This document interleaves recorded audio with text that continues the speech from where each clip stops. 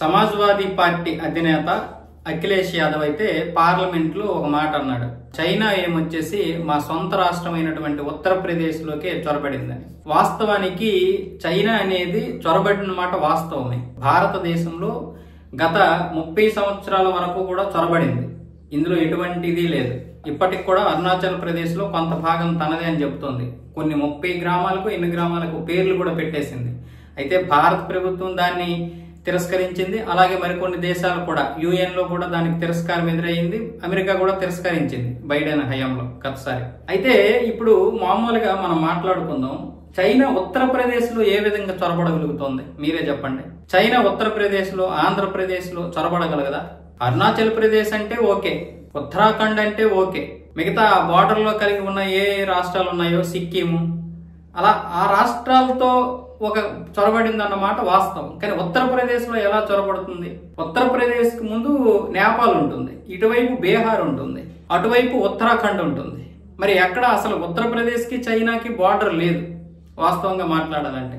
గత 25 సంవత్సరాలుగా ఉత్తరాఖండ్ సొంత రాష్ట్రంగా ఏర్పడింది. 2000వ సంవత్సరంలో ఉత్తరాఖండ్ ఒక సపరేట్ రాష్ట్రంగా ఏర్పడింది. మరి ఆయన ఇప్పటి వరకు కూడా చైనాను ఇప్పుడు కూడా ఆక్రమించేస్తుందంట మోదీ ప్రభుత్వంలో. అయితే దీనికి కేంద్ర మంత్రి కిరణ్ రిజిజు అయితే గట్టిగా సమాధానం ఇచ్చారు.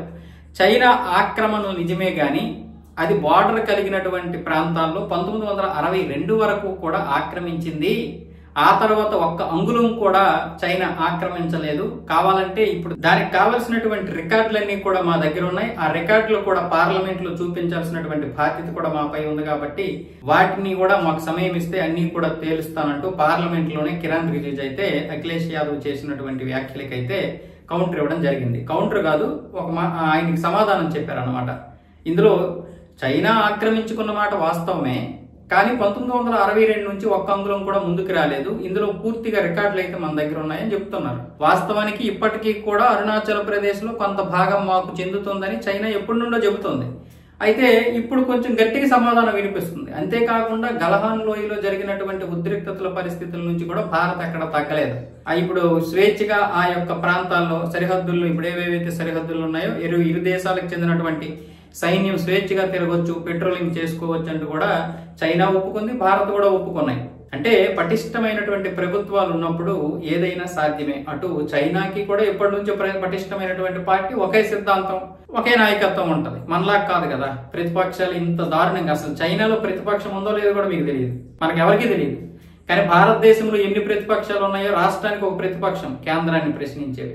ఏవి కూడా జాతీయ భావజాలంతో ఉండవు. అది మన దౌర్భాగ్యం. అందుకే ఇక్కడ ఈ రోజు ఇంతమంది అఖిలేష్ యాదవ్ ఉత్తరప్రదేశ్ ని తనేదో సొంత దేశం అనుకుంటాడు. పశ్చిమ బెంగాల్ ఏమో ఈ మమతా బేగం నా సొంత దేశం అనుకుంటది. వీళ్ళందరూ బంగ్లాదేశ్ కి సంబంధించినటువంటి వారే. తమిళనాడులోనేమో వచ్చేసి స్టాలిన్ ఇది నా దేశం అనుకుంటాడు. కేరళలో పినరయి విజయన్ ఇది నా దేశం అనుకుంటాడు. ఇలా ఎవరికి వారే యమునా తీరే. కశ్మీర్ లో ఒమర్ అబ్దుల్లా ఇది నా దేశం అనుకుంటాడు. అయితే ఇప్పుడు అది కేంద్ర పాలిత ప్రాంతంగా ఉంది కాబట్టి ఏమి చేయలేనటువంటి పరిస్థితిలో ఉన్నాడు. అదే గనక కేంద్ర పాలిత ప్రాంతం లేకపోతే ఈ రోజు ఒమర్ అబ్దుల్లా మన మాట వినేవాడే కాదు.